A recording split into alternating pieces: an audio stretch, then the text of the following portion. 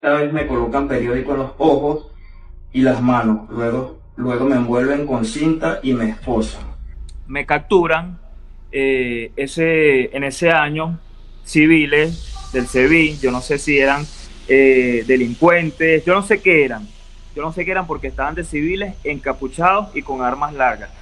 Pasan al siguiente nivel, que es la tortura física, a un cuarto de tortura en el helicoide, donde recuerdo la escena, jamás va a salir de mi mente, donde una persona me dice, cuando quieras hablar, mueves las manos.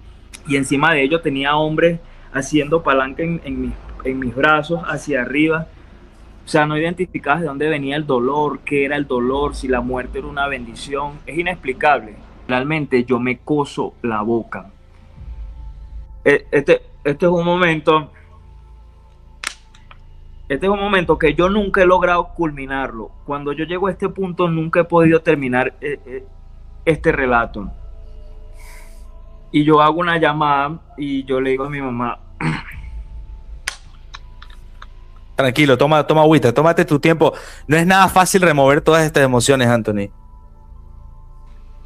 Anthony Vegas, un prisionero político, acusado de un crimen que no cometió, condenado al helicoide, el centro de torturas más grande de Latinoamérica. El helicoide es considerado básicamente un infierno en la tierra. Hoy, en Soy Host, te tengo a este invitado que te va a narrar su experiencia, lo que tuvo que vivir ahí y cómo logró salir de ese infierno. ¿Quién era Anthony Vegas antes? ¿Quién es hoy en día? Te invito a quedarte hasta el final de este video pidiéndote antes que no te olvides de dar like, suscribirte y activar la campana de notificaciones, porque de esa manera no te vas a perder jamás de mi contenido. Sin más por el momento, y sin hacerte perder tu valioso tiempo, comencemos.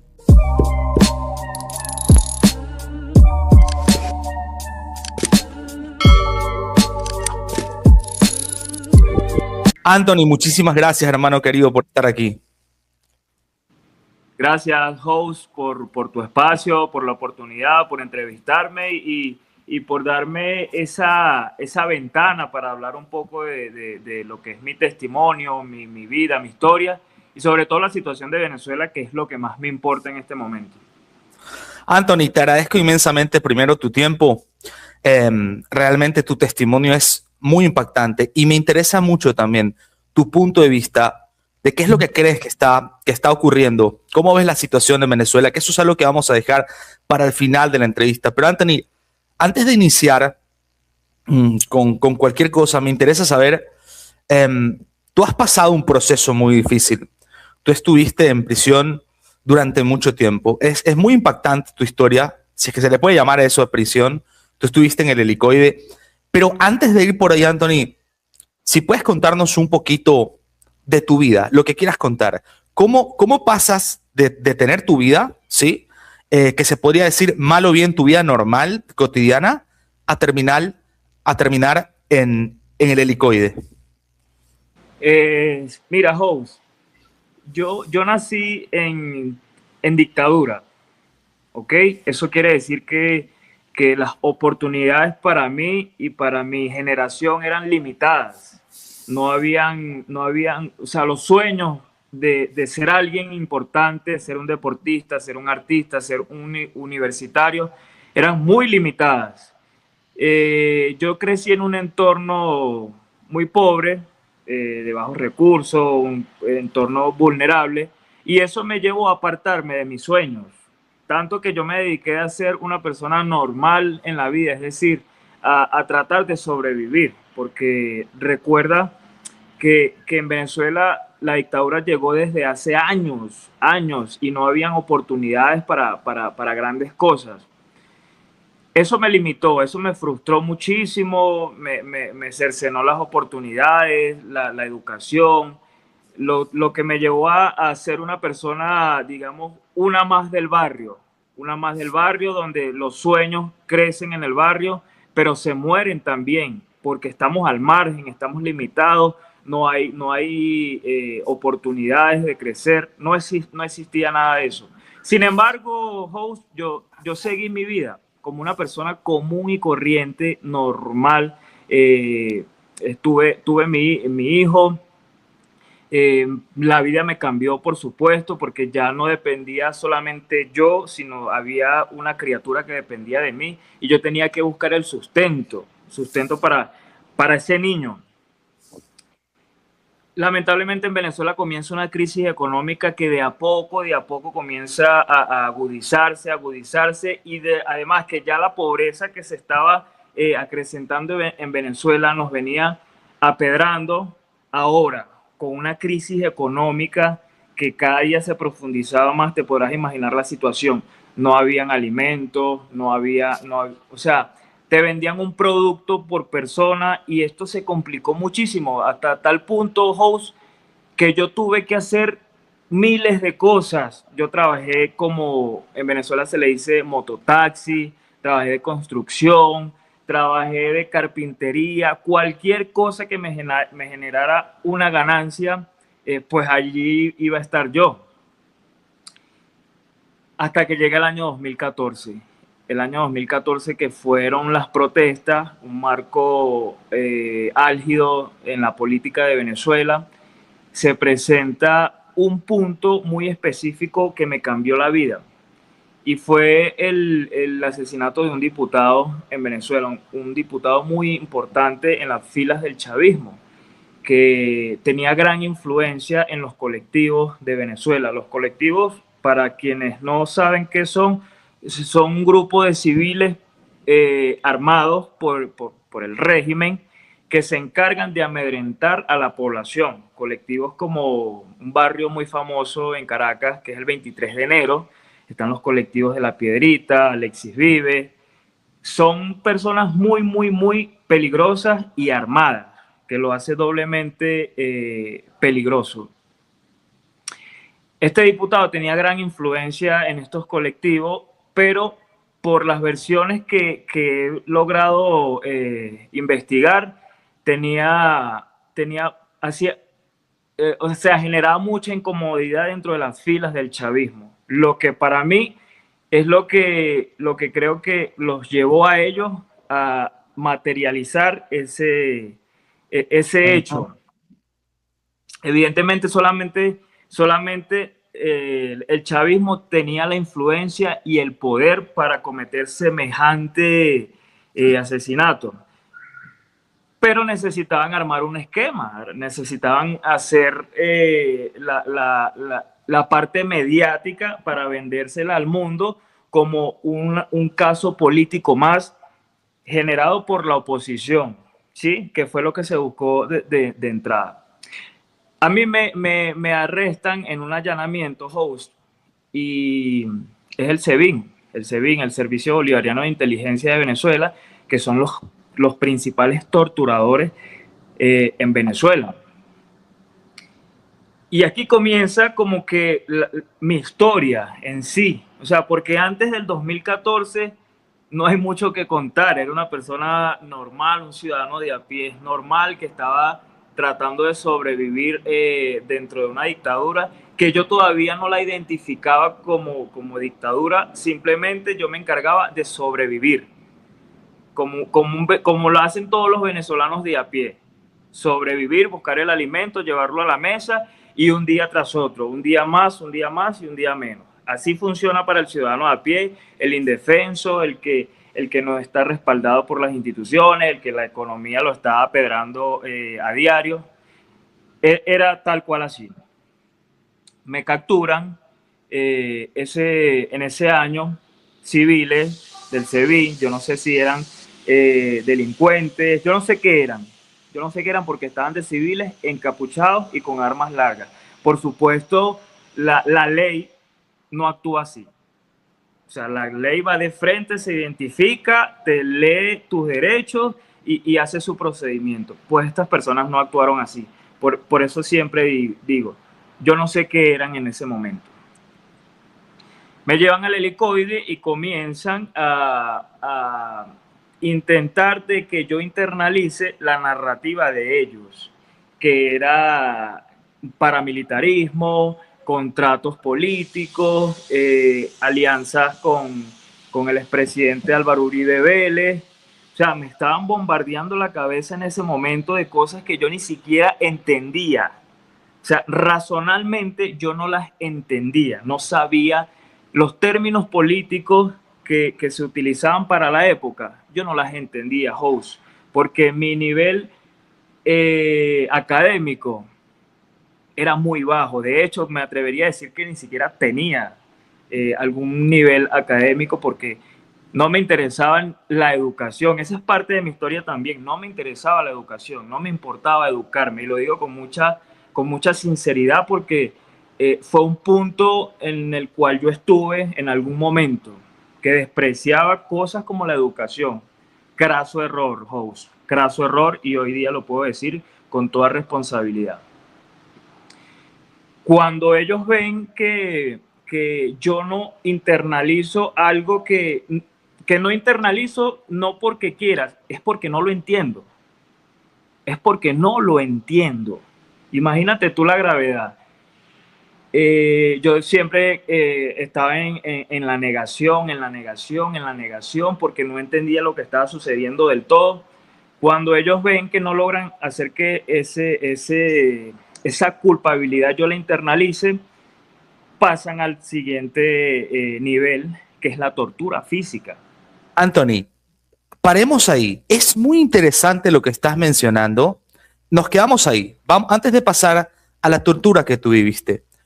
Es interesante lo que tú puntualizas, que incluso en ciertas entrevistas que vi, no lo mencionaste, sabemos que a veces en ciertas entrevistas o mini documentales, toda la información que a veces uno cuenta no la ponen toda por cuestión de tiempos y todo.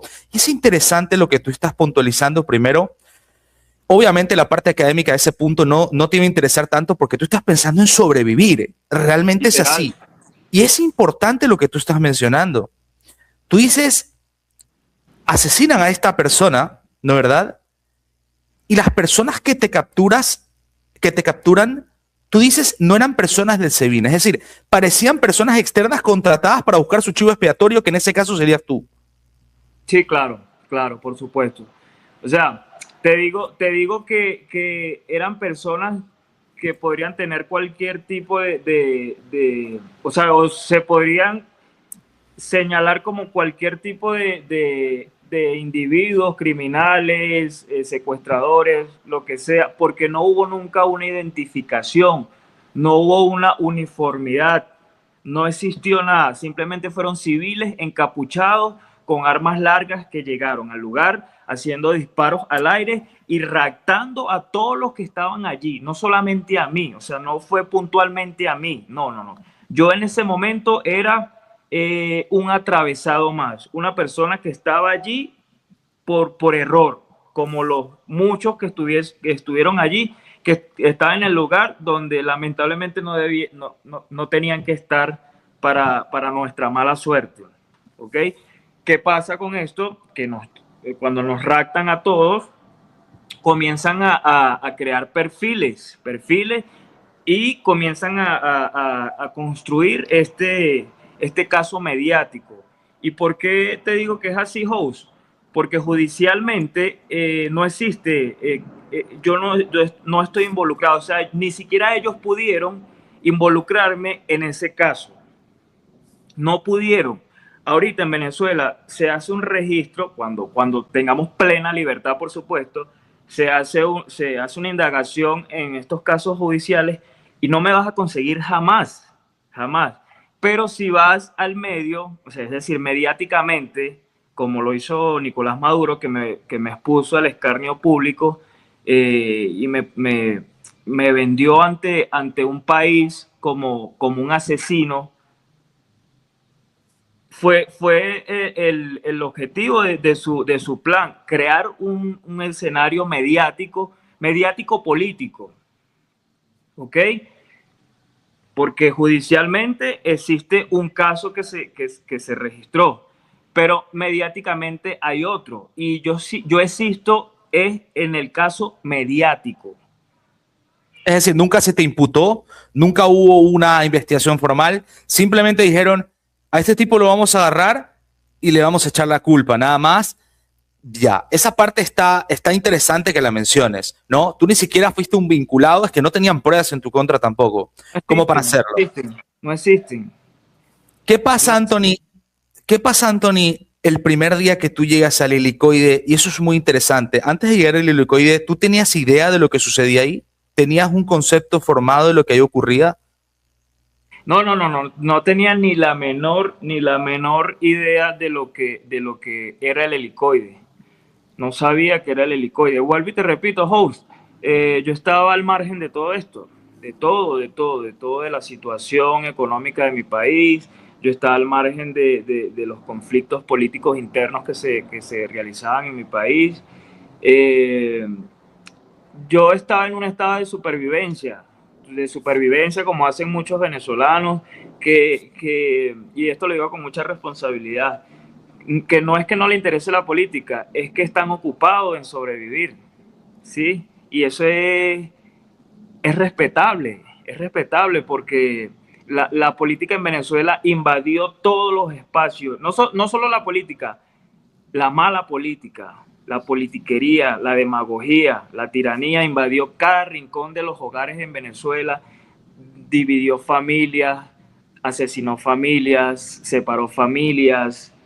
Entonces, de alguna u otra forma, el venezolano de a pie está cansado de esta situación también, host. Sí, quieren libertad, pero una vez que alcancen la libertad, créeme que la política va a ser algo muy ajeno a ellos. Y es respetable, porque durante 25 años lo que ha dividido familias enteras ha sido la mala política de los malos dirigentes, no de todos, porque hay dirigentes que fueron perseguidos, asesinados, secuestrados, silenciados, simplemente por querer o por visualizar una mejor Venezuela.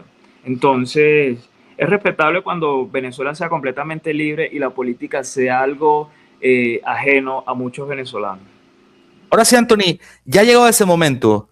Quería puntualizar en esos hosters para que tengan un contexto de cómo es que llega Anthony. Anthony llega al helicoide, obviamente solo estaba pensando en su momento en sobrevivir, es decir, se aprovecharon de la situación contigo. La pregunta es si ahorita sí sin ningún tipo de interrupción, ¿cómo comienza tu infierno en el helicoide? De aquí, dale de largo, Anthony. Mira, mi infierno comienza esa vez que me vendaron los ojos, me amarraron las manos y me llevaron a un cuarto de tortura en el helicoide, donde recuerdo la escena, jamás va a salir de mi mente, donde una persona me dice, cuando quieras hablar, mueves las manos. Y de un momento para otro, host, me montaron una bolsa en la cabeza, comenzaron a asfixiarme. Cuando hacen esto, mira, no hay nada más desagradable, host, no hay nada más espeluznante, doloroso, que, que sentir ese tipo de tortura, ese nivel de tortura que tengas una persona aquí arriba en la nuca, host, otra persona agarrándote los pies, porque en ese momento tú desarrollas una fuerza animal porque estás siendo asesinado. Es como que te pongan, es como que esté la línea entre la vida y la muerte y solamente logres dar un paso a la línea de la muerte y el otro y la otra mitad del cuerpo se queda de este lado de la vida. Entonces entras en un estado de agonía donde la vida, host, deja de ser importante en ese momento. La vida pasa a ser algo desagradable. En ese momento la muerte es lo único que yo anhelaba porque sentía bolsas aquí en la garganta, podía sentir la sangre corriéndome y encima de ello tenía hombres haciendo palanca en mis brazos hacia arriba. O sea, no identificabas de dónde venía el dolor, qué era el dolor, si la muerte era una bendición. Es inexplicable. Ahí comenzó mi infierno, en ese momento comenzó mi real infierno. A pesar de que después me amenazaron que iban a violar a mi hija, a pesar de que me encerraron en un cuarto de uno por uno, donde orinaba allí, hacía mis necesidades allí, comía, quién sabe, cada 10, 15 días. Lo peor que me pasó a mí fue en ese cuarto cuando tenía esas personas encima de mi nuca, la bolsa encima, y cuando cuando pude identificar su sadismo, cómo disfrutaban, cómo hacían esto por deporte, cómo lo gozaban torturar. ¿Por qué crees, Anthony, que te decían mueve las manos cuando hablas? ¿No entendiste el contexto del por qué te lo dijeron? Sí, claro, por supuesto que sí. Lograron su cometido. Cuando me dijeron que mueves las manos cuando vayas a hablar, es porque ya toda la narrativa que me habían intentado hacer que yo internalizara anteriormente, previo a la tortura, ya estaba sembrada allí, ya estaba sembrada allí.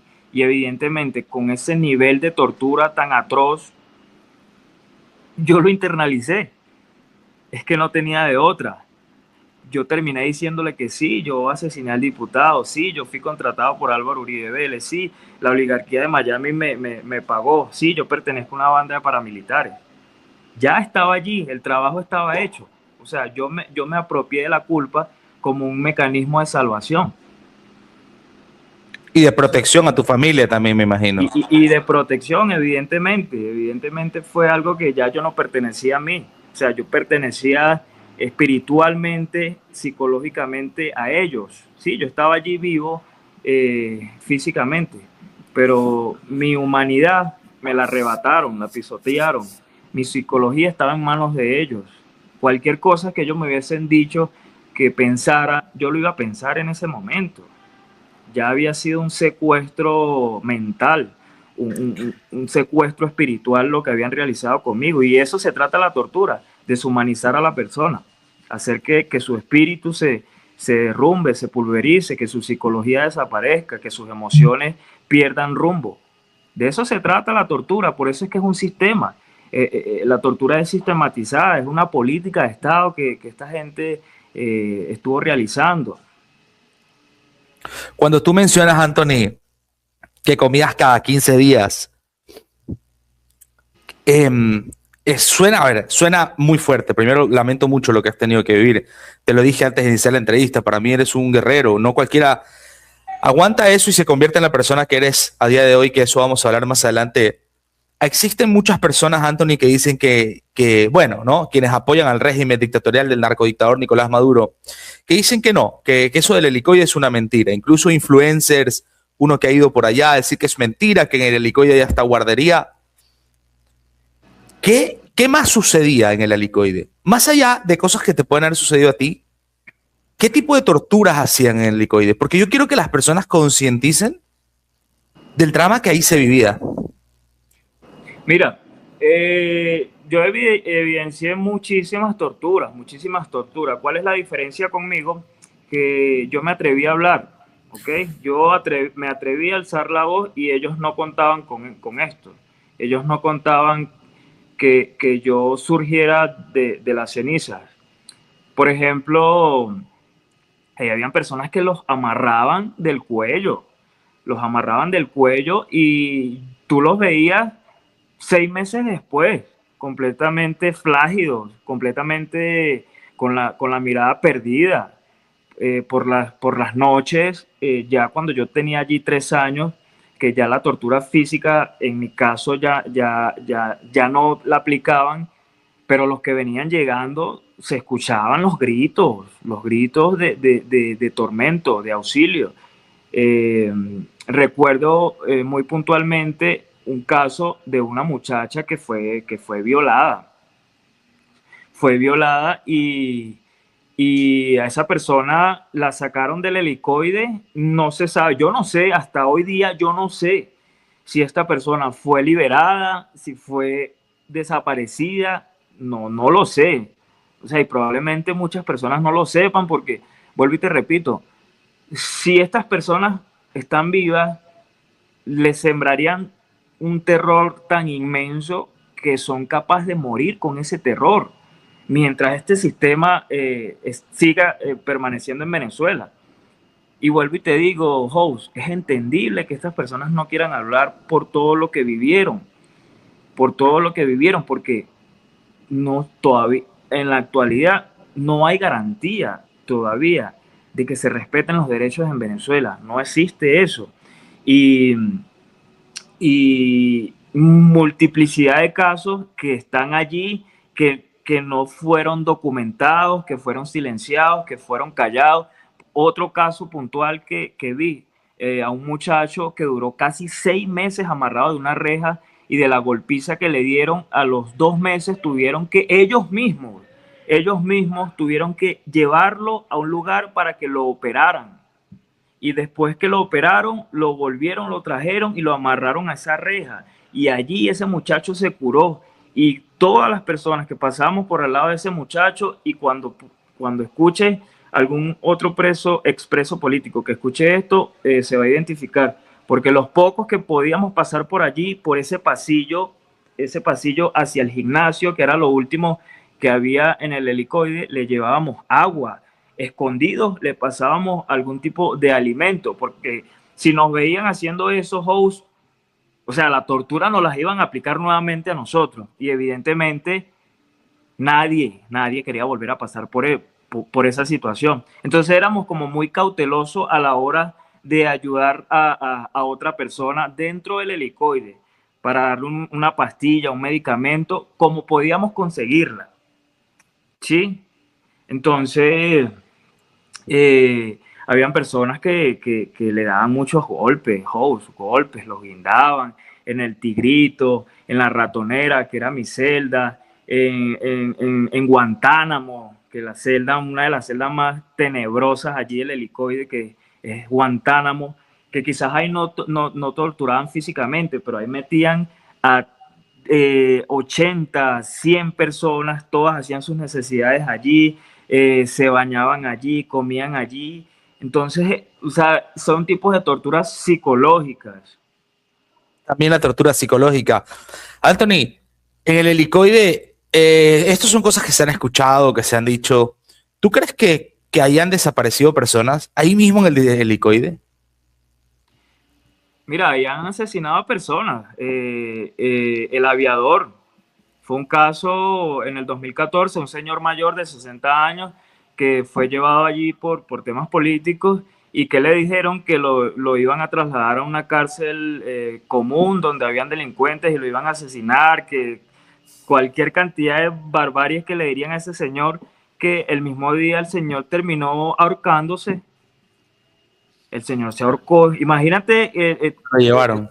la, la, la intensidad del interrogatorio. ¿Qué no le dirían a ese señor que solamente él sabe y se llevó esa tortura psicológica a la tumba?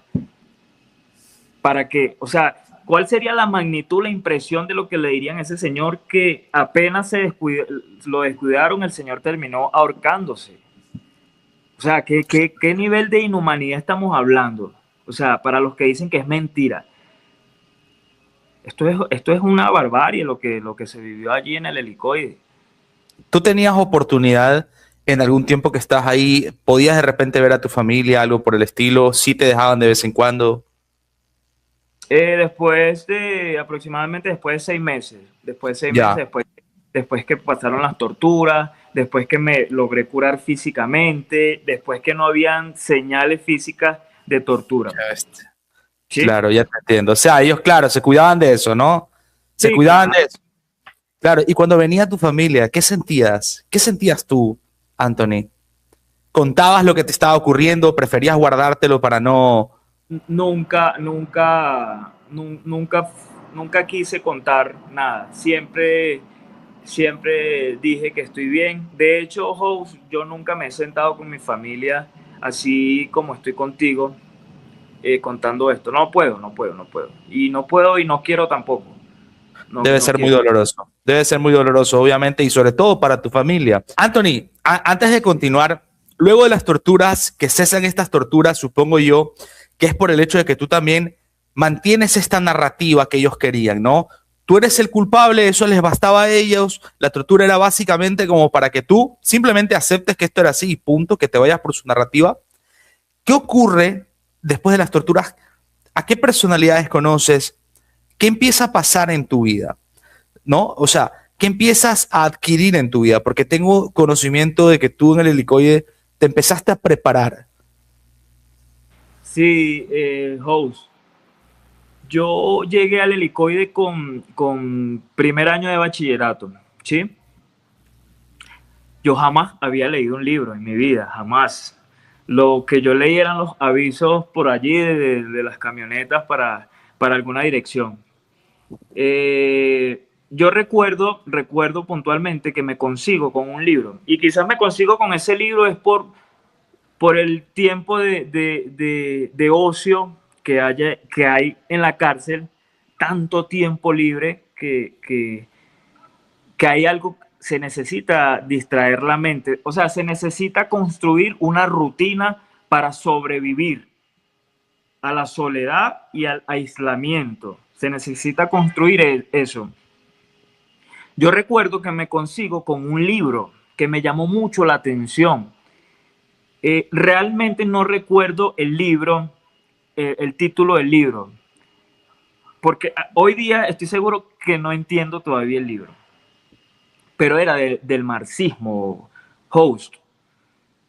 Yo leí el libro y no lo entendí, no entendí el libro, pero se despertó algo en mí que quiso hacer que siguiera leyendo.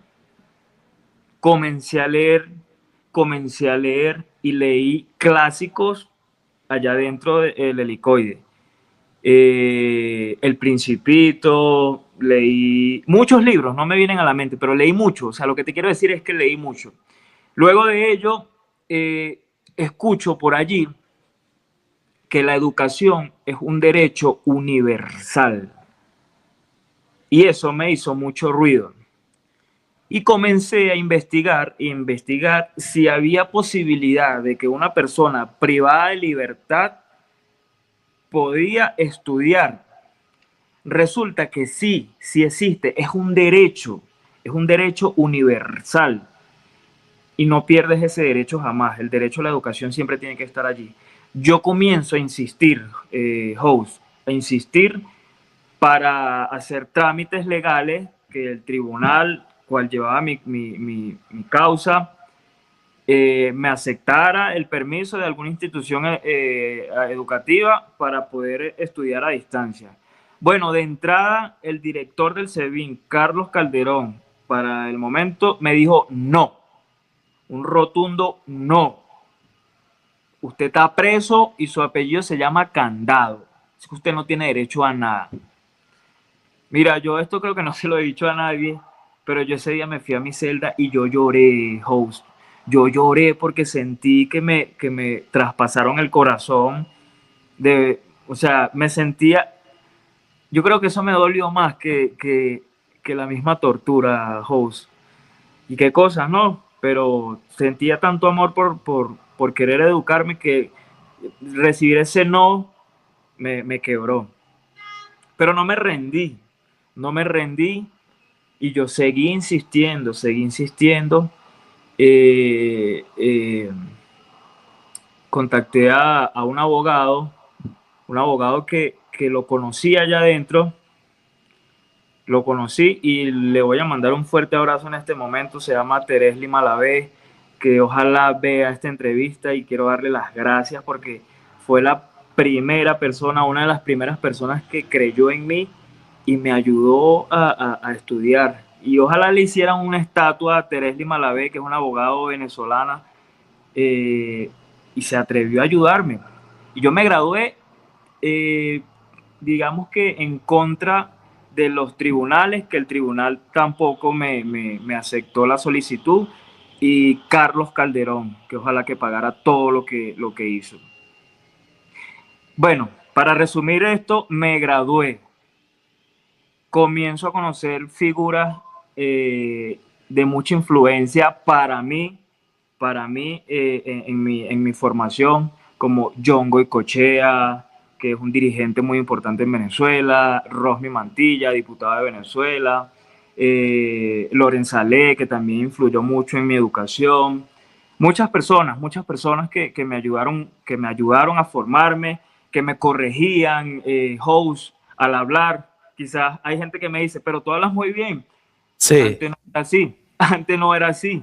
Tienes una excelente dicción. Oye, estas personas que te han ayudado de todo el corazón, ¿eran presos políticos también en el Helicoide? Sí, sí, por supuesto, presos políticos con mucha relevancia en la situación del país, ¿ok? Que actualmente están exiliados, lamentablemente, por lo que ya sabemos, pero son personas muy importantes en la política venezolana, ¿ok? Entonces, nada, host, me graduó y llegó un momento que los custodios comenzaron a tenerme un enorme respeto. Había un comisario que, que era terrorífico, era el maestro de las torturas. Lo apodaban el perro. La verdad, daba mucho miedo ese señor. Al final de mi paso por el helicoide, y esto lo digo con muy personal, por supuesto, y con mucha responsabilidad. No estoy defendiendo a nadie, pero el Señor me mostró gran respeto por todo lo que yo hice, host, porque Él vio cómo llegué, cómo fui torturado. Quizás Él me torturó, no lo sabré nunca, no lo sabré nunca. Quizás Él me torturó, pero al final, en lo que Él visualizó, en lo que yo me convertí, me mostró un gran respeto y vuelvo y te digo, no estoy defendiendo a nadie. Él es uno de los principales torturadores del helicoide, pero al final me mostró respeto. Y Claro, o sea, cuando... tú estás consciente de tu realidad. La realidad es que aunque en efecto esta persona te hizo eso, al final del día te mostró ese respeto porque también te digo, yo te tengo un enorme respeto, porque mira, ser acusado de algo tan grave, pasar lo que tú has pasado y decidir estudiar, Anthony, y decidir prepararte, es algo que no muchos hacen, ¿sabes? Se dejan al abandono y es algo que tú no hiciste. Entonces, claro, entiendo lo que estás tratando de decir, ¿no? Al final de toda esta misma persona, incluso mi torturador, si es que fue mi torturador en tu caso, tu torturador, te muestra ese respeto. Dice, bueno, este chico, ¿cómo ha aguantado, no? Sí, sí, claro, por supuesto. Y bueno, se cerró ese capítulo dentro del helicoide y una de las cosas que yo más anhelaba era, era ir a la universidad, seguir formándome y cuando logré salir lo materialicé. Fui a la universidad, comencé a estudiar ciencias políticas en la Universidad Central de Venezuela. No he terminado la carrera por todo lo que está pasando, pero sueño con poder regresar en algún momento a mi país. Y lo primero que voy a hacer es volver a mi universidad y terminar mi carrera. Anthony, para cerrar el episodio en el helicoide, a ti te conceden la libertad. Esto cuéntalo hasta lo que quieras contar y como tú te sientas cómodo contándolo si es que quieres contarlo, pero a ti te dan una libertad, pero tú estuviste más tiempo del necesario en el helicoide. Sí, por supuesto. Mira, a mí me condenan a 2 años, 9 meses, 22 días y 12 horas. Por aterrado, yo admití un delito que nunca existió, pero no quería volver a ser torturado. Como te dije al principio, lo que me hubiesen puesto a firmar a mí, yo lo hubiese firmado. Lo que me hubiesen puesto a decir, yo lo hubiese dicho por terror lo hubiese hecho. Una vez que se cumple mi condena, que mi boleta es emitida por el tribunal y yo de alguna manera logro conseguir una copia, mi estado cambia. O sea, porque yo ya me autopercibo como un hombre libre, como lo soy en la realidad o como lo fui en aquel momento. Pasa el tiempo, no sucede nada con mi boleta, no hay notificaciones, no hay nada, no hay nada. Evidentemente esto es consecuencia de un sistema judicial deteriorado, deteriorado, deteriorado. O sea, un sistema judicial que está quebrado en Venezuela. Y yo fui el resultado de ello, o la punta del iceberg, por decirlo de alguna forma. Eh, cuando percibo que mi libertad no se va a materializar, si yo no comienzo a buscarla, si yo no comienzo a luchar, yo creo que todo ese conocimiento que ya yo tenía, que ya yo había leído a los romanos, que había leído a los griegos, que había visto historias de libertad, esas emociones me invadieron también, creo que influyeron mucho. Lo primero que hago es una huelga de hambre. Yo redacto un documento, se lo entrego. Estoy seguro que ese documento lo desaparecieron porque eso no puede. Eso sería una muestra hoy día para testificar contra ellos. Mm, donde soy, claro, soy un hombre libre, mi boleta fue emitida, hago esta huelga de hambre por este motivo, mi libertad.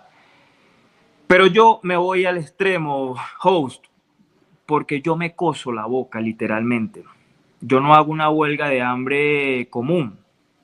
Literalmente, yo me coso la boca. Y esto da un nivel de presión, que es lo que yo buscaba, un nivel de presión más impactante para mis torturadores. Pasó como una semana con la boca cosida, yo estaba al borde de la muerte. Yo sabía que estaba al borde de la muerte, pero host, ya yo había estado allí. Ya yo había estado al borde de la muerte y con muchísimo dolor encima. Pero la inteligencia tenía que prevalecer. Yo sabía que si moría ya llegando a la orilla, nadando, después de tanto nadar y morir en la orilla, no iba a tener sentido todo lo que hice. Y el único que iba a perder era yo y mi familia. Y ellos ganaban, porque iba a ser un muerto más para ellos. Y un muerto más para ellos no significa nada. Una historia no contada, claro. Exactamente, una historia no contada que se iba a perder. Yo abandono mi huelga de hambre y vuelvo a mi rutina otra vez, normal, con gran dolor por dentro, las injusticias, me sentía un hombre libre, era un hombre libre, y pasaron los meses, 2, 3 meses, hasta que volvió ese sentimiento otra vez de libertad, de sentirme libre, de romper esas cadenas. Y recuerdo que fue un jueves que tuve una visita y estaba con mi bebé, mi hijo. Y mi hijo me dice, papi, vámonos. A mí eso me quebró, host. Me quebró porque yo era un hombre libre. Yo tenía que irme con mi hijo esa tarde. Yo tenía que irme con él. O sea, no había una ley universal Qué dolor, hijo de puta. que me lo impidiera. No existía. Solamente ellos eran el obstáculo entre mi libertad y yo. Unos asesinos torturadores. Yo lo que hago es, cuando comienzan todo el mundo a ponerles los candados en la celda, cuando comienzan a meter a la gente a sus respectivas celdas, yo de alguna manera logro pasar para mi celda y conseguir una herramienta, Ajá, ¿ok? Que sí. hace las heridas. Para Y autolesionarte, para para autolesionarte. autolesionarme, ¿ok? Pero esto con intención simplemente de alcanzar una libertad, no, yo no pretendía hacerle daño a nadie, ni siquiera a mí quería hacerme daño, pero era el único medio que teníamos allá adentro. Es que, Anthony, no puede existir una persona, disculpa que interrumpa, capaz de juzgarte por hacer eso, porque literal era un símbolo de protesta. A ese punto, quizás para ti, pienso yo, ¿no? Lo mejor era incluso tú mismo hacerte esto, pero en busca de tu libertad. O sea, si ya te lo hicieron otras personas, cosas terribles, y en ese punto de desesperación, y yo que soy padre te entiendo y me pongo en tus zapatos, que venga mi hija a decirme, papá, ya vámonos, y yo ya sé que me puedo ir y no puedo por estos hijos de da una rabia terrible. Bueno, empiezas a hacer esto en símbolo de protesta y ¿qué ocurre? Sí, cuando colocan el candado en mi celda, la primera herida que yo me hago es en la cara. Ya, eso está documentado por allí. Y para sorpresas de ellos, no se esperaban esto, porque las dos huelgas que yo hice dentro del helicoide, nadie las ha hecho, nadie. O sea, eso se hace en casos extremadamente extremos, valga la repetición. Y yo le digo, por cada 30 minutos que yo me encuentre en este lugar siendo un hombre libre, yo me voy a hacer esto que estás viendo. Y en efecto, yo tengo más de 15 heridas en mi cuerpo. O sea, fueron, fueron muchas horas en esto. Bastante, sí. Fueron bastantes. Y yo, host, yo no sentía, no tenía miedo, o sea, yo estaba en otro plano emocional, yo no sentía. Yo hoy día, en este momento, host, lo comparto contigo, de pensar volver a hacer eso, yo digo no, Claro, no, no, no, impensable, claro, o sea, no lo haría. Es que no me veo haciendo eso claro. otra vez. Pero para Pero que veas a qué punto te orilló esta represión continua que estabas viendo. Pero yo te digo una cosa, lo que tú hiciste, porque sé que mira, hay personas que lo pueden ver de otro contexto, yo lo veo realmente como un acto heroico contigo mismo, porque esto fue como, brother, si yo no puedo ver a mi familia, si yo no puedo salir de aquí siendo un hombre libre, entonces claro, voy a hacer esto para que vean, para que sea más mediático si es que había posibilidad de serlo, ¿no? Y sí, porque claro. evidentemente ellos iban a llegar con la carga, ellos iban a quedar con esa carga. Para mí, lo que tú hiciste en esta situación, en el contexto en el que viviste, era un acto necesario. ¿Y tú crees que ese acto te llevó finalmente de alguna manera a ser visto o prestado atención? Después de ese acto, el país entero volteó hacia el helicoide. Entonces, sí, creo que valió la pena. Valió la pena porque de alguna manera el régimen había tenido muy oculto lo que pasaba allá adentro.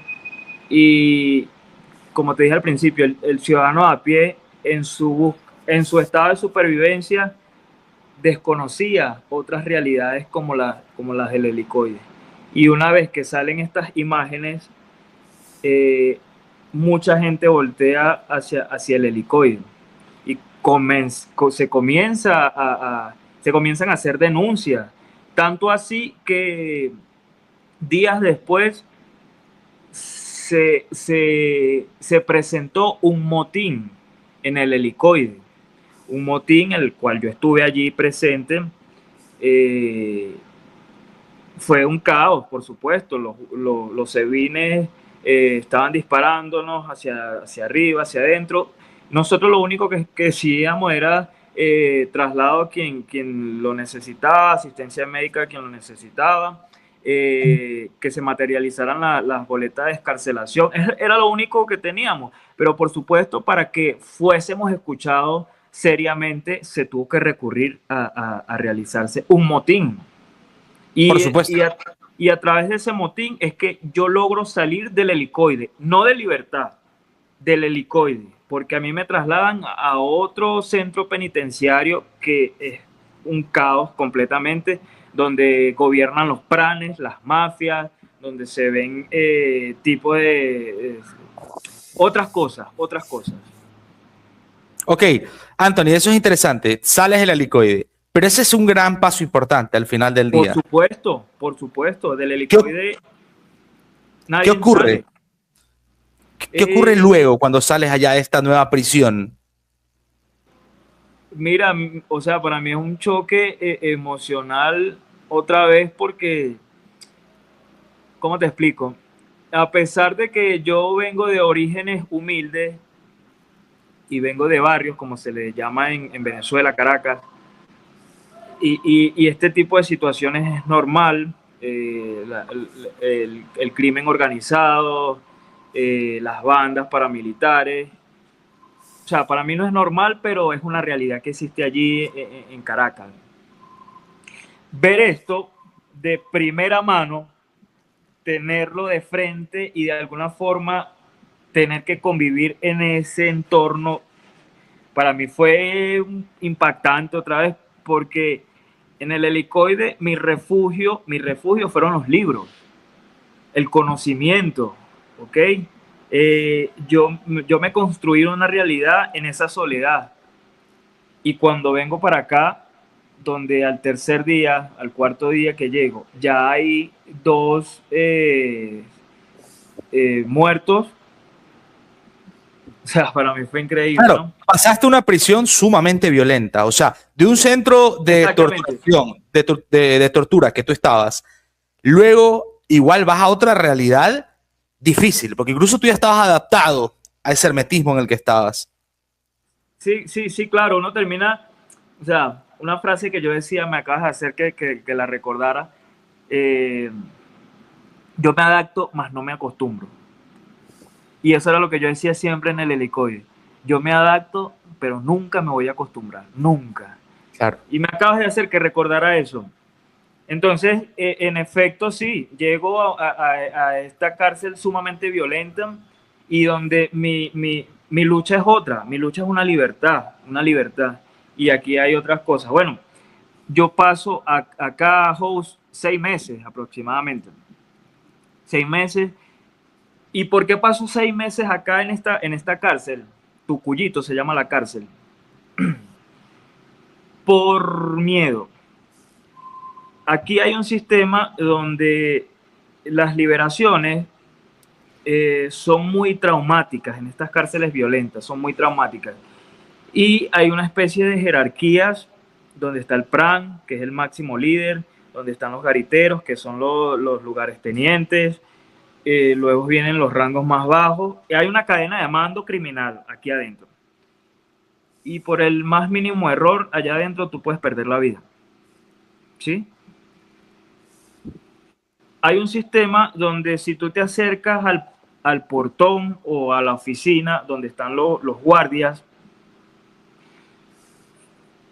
y tú cruzas allá y no está tu boleta de libertad, los altos mandos dentro de la cárcel del crimen te pueden quitar la vida. ¿Sí? Son códigos muy internos de ellos que no sé cómo se manejarán del todo, pero existen. Y ese era mi miedo durante 6 meses, ir a ese lugar y que mi boleta no estuviese. Hasta que un día tomó, no sé, me invadió otra vez esa emoción de libertad y tomo la decisión de acercarme. Y eso es un paso a la calle, a la libertad. Y le pregunto al guardia, allí está mi boleta, Anthony Vegas. Saca una carpeta como de este tamaño, Qué bestia, muy gruesa, o sea, miles de libertades allí. qué loco. Libertades, muchas libertades que quizás esas personas están muertas, quizás esas personas están secuestradas, quién sabe, es lo que te digo, el sistema judicial en Venezuela está deteriorado, deteriorado. Allí hay que hacer un enorme trabajo. Y comienzan a buscar, a buscar, a buscar, a buscar, a buscar, a buscar, a buscar, a buscar, a buscar. Aquí está la boleta de libertad. Wow, para mí, host, eso fue, te lo voy a decir en una palabra literal, increíble. Pero no increíble de grandioso, increíble de que no lo podía creer. ¿Ok? Tanto, host, tanto que sufrí, Qué bestia. tanto que viví, tanto que vi, que pasé. Y yo no creía ese momento, no lo creía. O sea, no lo creía, simplemente no lo creía. Y el guardia me dice, pero tu boleta tiene más de 2 años acá. O sea, está emitida hace más de 2 años. ¿Qué haces tú acá? Qué A mí loco. lo que se me viene a la mente es que yo no quería volver a vivir, yo no quería que nadie supiera qué fue lo que viví, por qué lo viví, por qué fui tan Claro. mediático en su momento. Yo no quería que nadie, yo me imaginaba el SEBIN yéndome a buscar otra vez, yo me imaginaba que me estaban esperando afuera. O sea, yo quería desaparecerme, yo quería era que la tierra me tragara. Y a mí lo que se me ocurre decirle es que yo no tenía familia afuera y yo me sentía más cómodo dentro de la cárcel. Ya. Fue lo único que se me ocurrió decir, porque yo quería ser invisible en ese Tú momento. no querías despertar sospechas. Ya, ya te entiendo. Exactamente, Muy exactamente. bien, muy inteligente. ¿Y qué me dice este guardia? Bueno, déjame para el refresco. Eso es un comportamiento muy común en Venezuela, el matraqueo. Ya. ¿sí? La coima, como que el trueque. Exactamente, es muy común. O sea, imagínate, yo creo que este guardia estará toda la vida ignorando del caso que tenía al frente. O sea, yo creo que Claro. esta persona nunca va a saber, jamás, jamás se va a enterar de todo el sufrimiento que tuvo al frente. Y Oye, lo que y de pronto, disculpa que te interrumpa, dentro del motín, cuando te llevan a esta prisión, yo creo que con todo el escándalo que se armó en el helicoide, tampoco ellos, los del helicoide, los torturadores o esta gente, se percató demasiado de que te habían enviado a ti. Digo, ya es como, manda un grupo para allá. O si eran conscientes de que te estaban llevando a esa prisión y por eso tú tenías temor. no eran conscientes, host, no eran conscientes porque ellos, yo te digo, ellos no contaban con que yo iba a salir vivo de allí. Claro. Ellos Bueno, creían que estaban trasladando un cadáver. ya te entiendo. Oye, ¿y tú te pide para el refresco para qué? ¿Para ya emitir tu orden de libertad? ¿Para qué? Sí, porque ellos lo ven como un favor que te están haciendo. Claro, ya, ya. Ese tipo de matraqueo, lamentablemente es parte de la cultura policial en Venezuela. Bueno, y te Es digo que en Latinoamérica en general es así, el vigilante, desde el vigilante de tránsito, desde que deme que para las colas, deme que para el refresco, es muy común, ¿no? Pero bueno, ¿qué ocurre? Me dejaste intrigado, te pide para el refresco. Mira, afortunadamente yo en ese momento tenía un amigo que conocí allí en el helicoide que me ayudó muchísimo, y yo afortunadamente tenía algo de dinero encima y todo el universo conspiró a mi favor en ese momento. Y en efecto yo pago el fresco, la debida coima, como lo llamas allá, eh, y fue simple, te puedes ir. A ver, para. Explícame esto. El pana tenía tu boleta de libertad ahí y te dice, dame para el refresco. Claro, él no sabía la dimensión de quién eras tú, de lo que habías vivido. O sea, es más, del tipo saberlo, quizás te hubiera pedido hasta más o no te hubiera pedido. De pronto hasta te vendía. La Sí, pregunta claro. es, él así nomás, sin un juez de por medio, te dice, pasa para la cola, pasa para el Bonais y te fuiste. Así. Literalmente. Bueno, pero qué bendición, Anthony, qué bueno. Sí, bueno, se puede interpretar como una bendición también. ¿Pero qué sentiste cuando tú le diste el billete al man y te dijo, te puedes ir? ¿Cómo fue tu sensación, tu emoción? No, host, o sea, no sé cuál era mi estado en ese momento, no lo sé. Yo no sé Ya, si sentía tristeza, miedo, alegría, yo no sé, no lo sé. Yo lo único que confundido. recuerdo es que cuando abren ese enorme portón negro, yo salgo y yo no sé, esos primeros 15, 20 minutos de libertad estuve extasiado, yo no sé qué pasaba, yo no sé qué. Recuerdo claramente que sí me dolían los oídos porque muchos años sin escuchar el ruido de la calle, me comenzaron a doler los oídos fuertemente. Y cuando salgo me acerco a un puesto de teléfono y hago una llamada telefónica. No, y yo llamo a mi mamá. Abajo, que este momento es sumamente doloroso para mí Ah, porque este es un momento.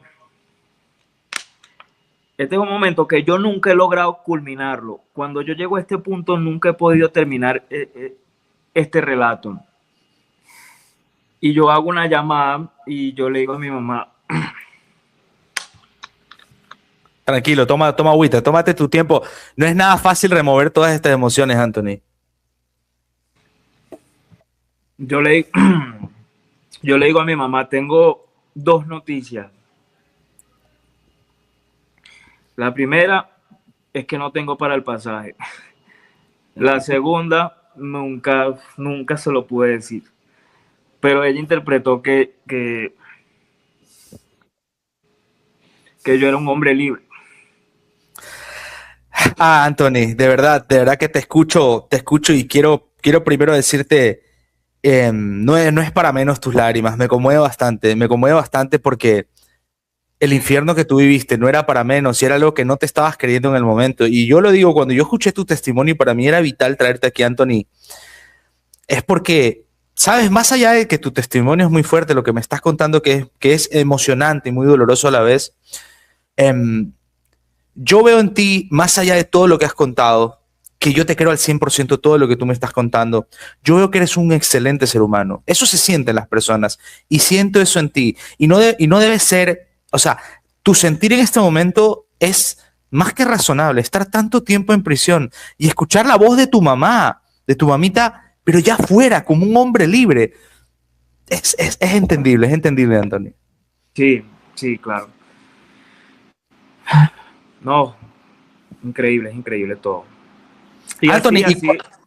y cuando tú sales, discúlpame, que yo le cubro a No, toda mi tranquilo, tranquilo. comunidad, yo a toda mi comunidad me gusta cubrirle los pequeños detalles. Sé que pueden parecer detalles absurdos, pero de pronto para quienes no hemos pasado eso, ¿qué haces ese primer día en libertad? Si te puedes recordar algo, comiste algo que no podías comer en prisión, algo, alguna cosa que tú digas, no lo puedo creer. ¿Cómo fue tu primera día libre, tu primera noche a dormir en tu cama? ¿Cómo sentiste eso?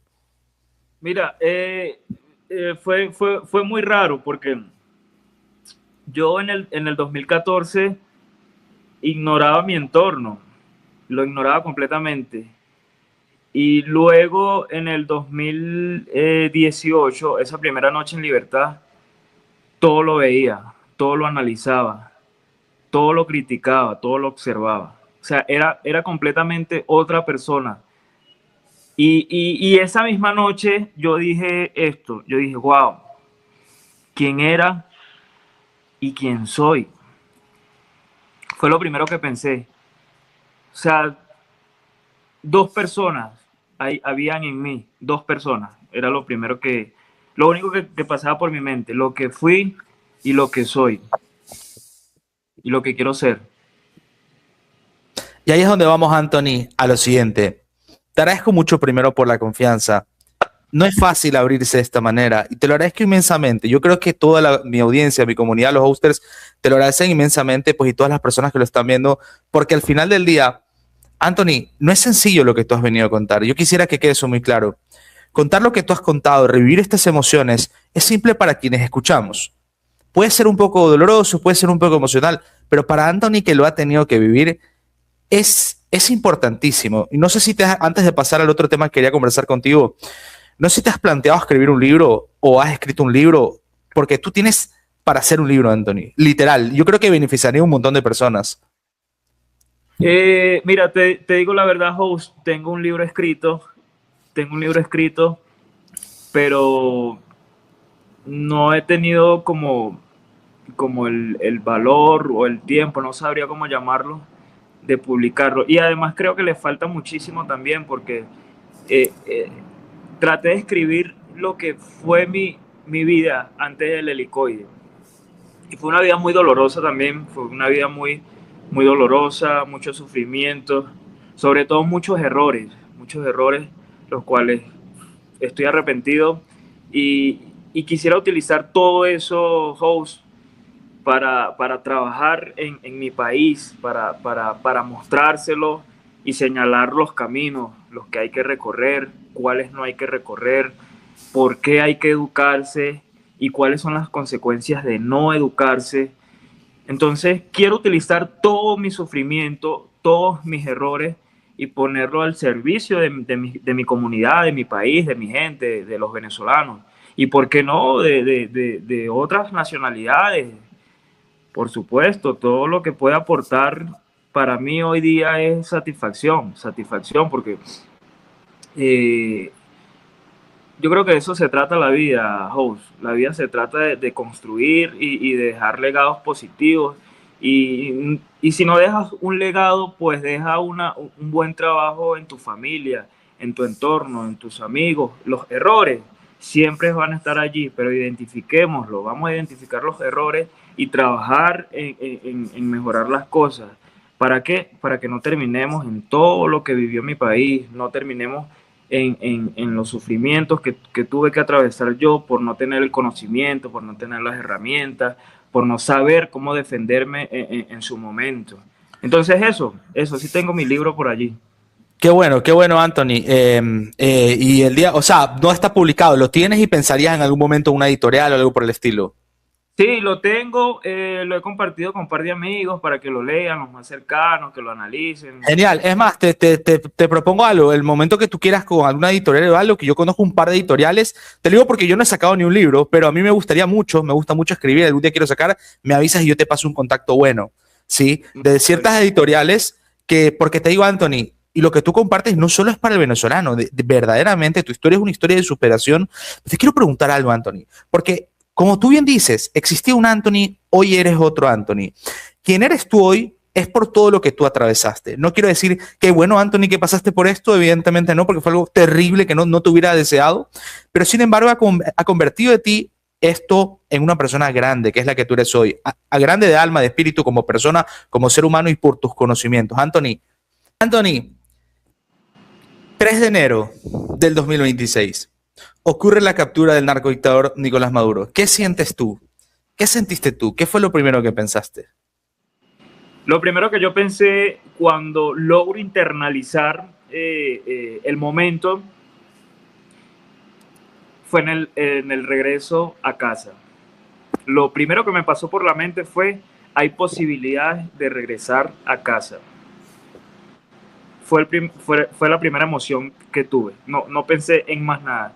Puedo regresar a casa. Porque el, el 1 de enero, la verdad, te lo digo con sinceridad, host, el 1 de enero muchísimos venezolanos creíamos que esta pesadilla no iba a terminar nunca. No iba a terminar nunca. Hoy no ha terminado, no ha terminado, pero es el principio del fin.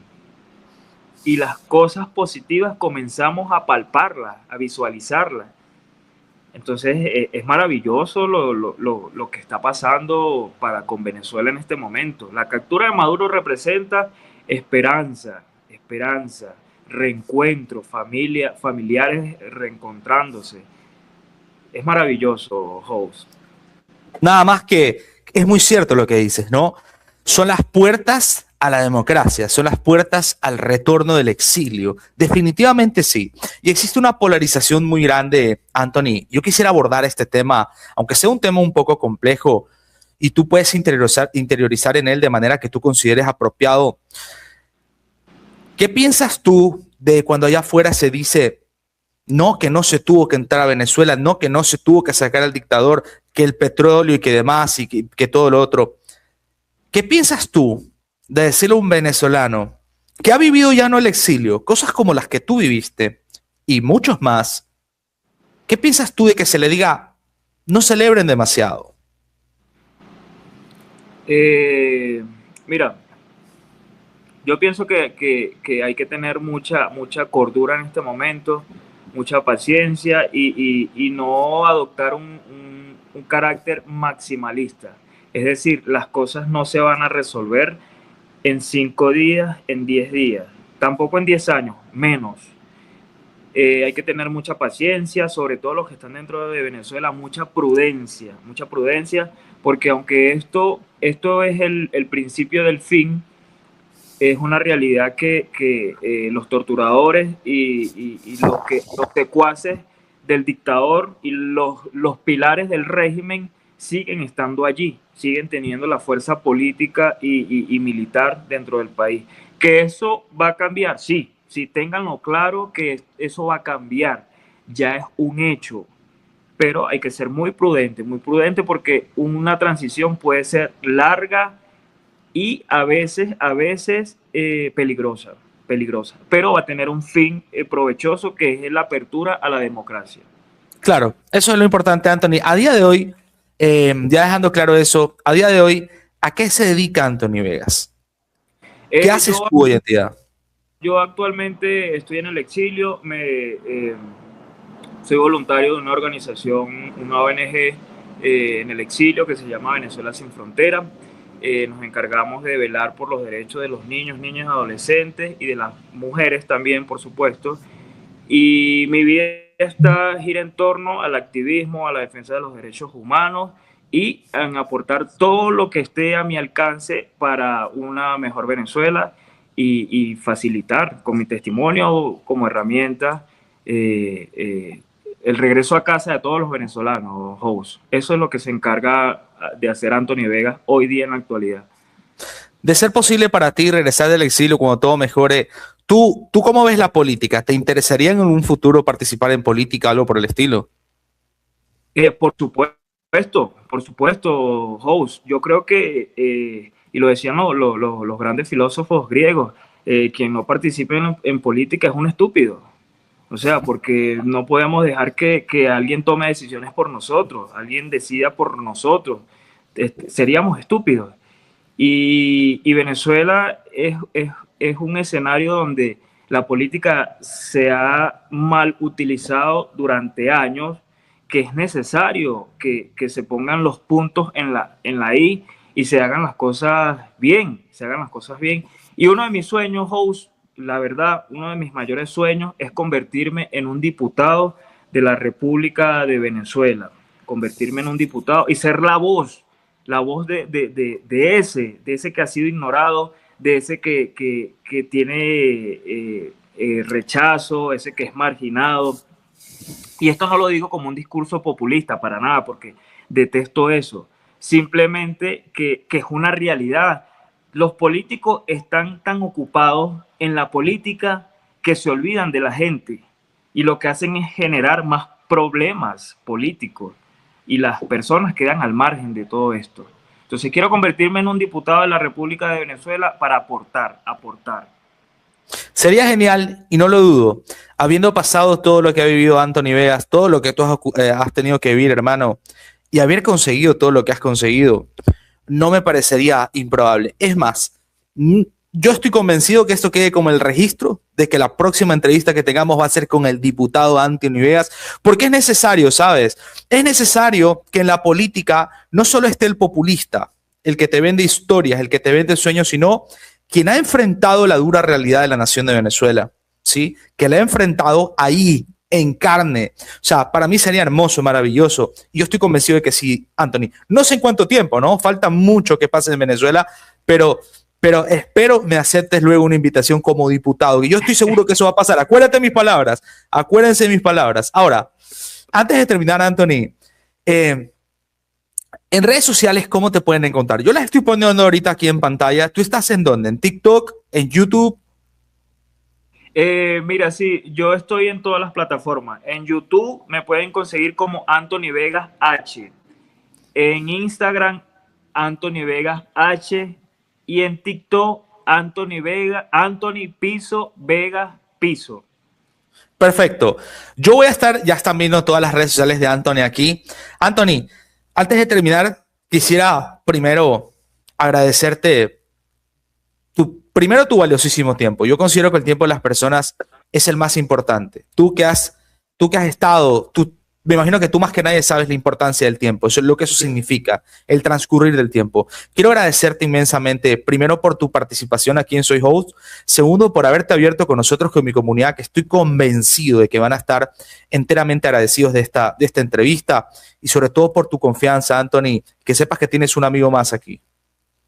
No, gracias, host, gracias, y saludo a tu comunidad, los hosters, que un fuerte abrazo y claro que sí.